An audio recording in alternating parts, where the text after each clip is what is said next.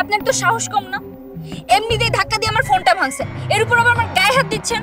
মেয়েদের গায়ে হাত দিতে লজ্জা করে না? Sorry, extremely sorry. ভাই একটা বার বলেন, ওর উঠাই নিয়ে আসতেছি। একটা বার বলেন খালি। না, মেয়েটার আমার ভাল লাগছে। খোঁজ খবর নেই মেয়েটা কোথায় থাকে। খোঁজ খবর নেওয়া যাবো, ওটা নিয়ে সমস্যা নেই। আর শোন, কালকে একটা আইফোন কিনে নিয়ে আসবি। আইফোন কেন? মেয়েটার ফোন ভাঙছি, ক্ষতিপূরণ দিব। ও আচ্ছা, ঠিক আছে, সমস্যা নেই, ব্যবস্থা হয়ে যাবে। চল। এই, তোর ফোনে টাকা আছে? একটু তোর ফোনটা দে না, তোর ছোট খালার সাথে একটু কথা বলবো। মা, আমার ফোনটা ভেঙে গেছে। কি বলছিস সেগুলো তুই? তোর ফোন ভেঙে গেছে মানে? কিভাবে ভাঙলো? আজকে কোচিং থেকে ফেরার সময় হঠাৎ করে একটা বখাটে ছেলে আমার সামনে এসে বাইক ব্রেক করছে, তখন হাত থেকে পড়ে ভেঙে গেছে। খুব ভালো হয়েছে। আমি তোকে কতবার করে বলেছি যে রাস্তাঘাটে একটু সাবধানে চলাফেরা করবি, কখনো শুনিস আমার কথা? এবার হলো তো।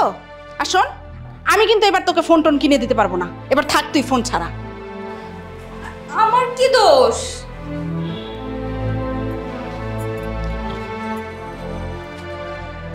কে রে, কালকে তোকে এতবার করে কল দিলাম, ফোনে পেলাম না যে? আর বলিস না, একটা বখাটে ছেলের জন্য ফোনটা ভেঙে গেছে কালকে। ওই দেখ সামনে ওইটা?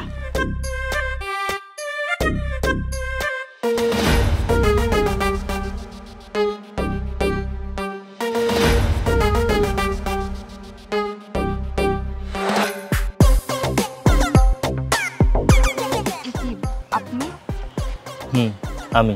কি চাই আপনার এখানে? অ্যাকচুয়ালি আমি সরি বলতে এসেছি। গতকাল রাতে আমি রিয়েলাইজ করলাম আমার ভুল হয়ে গিয়েছে, তাই ভুলের মাসুল দিতে এসেছি। মানে বুঝিনি। এই ফোনটা তোমার জন্য, এটা আমার পক্ষ থেকে তোমার জন্য উপহার। না না, আমার এসবের প্রয়োজন নেই। আর শোনো, আমি সত্যিই অনুতপ্ত। তুমি এটা না নিলে আমার বারবার নিজেকে অপরাধী মনে হবে, রাতের ঘুম হবে না। প্লিজ, আমি ক্ষতিপূরণ হিসেবে এটা দিতে চাই। ঠিক আছে, আপনি আপনার ভুল বুঝতে পেরেছেন, এটাই আমার জন্য অনেক। আর আমার তো সামান্য একটা অ্যান্ড্রয়েড ফোন ভেঙেছিল, আপনি এত দামি ফোন দিচ্ছেন কেন? এটা আমি নিতে পারবো না।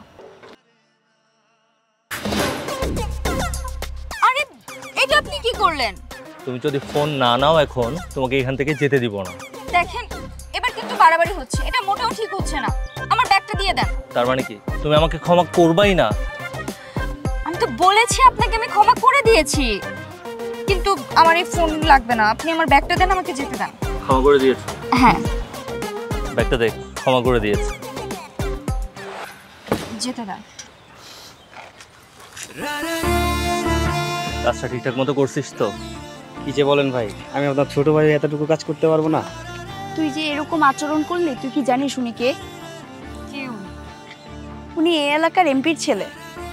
দেখতেও হ্যান্ডসাম, আর এলাকার সব মেয়েরাই তার উপর ক্রাশ। তো তাতে আমার মনে হচ্ছে তুহিন ভাইয়া তোকে পছন্দ করে। আজে বাজে কথা বাদ দে তো।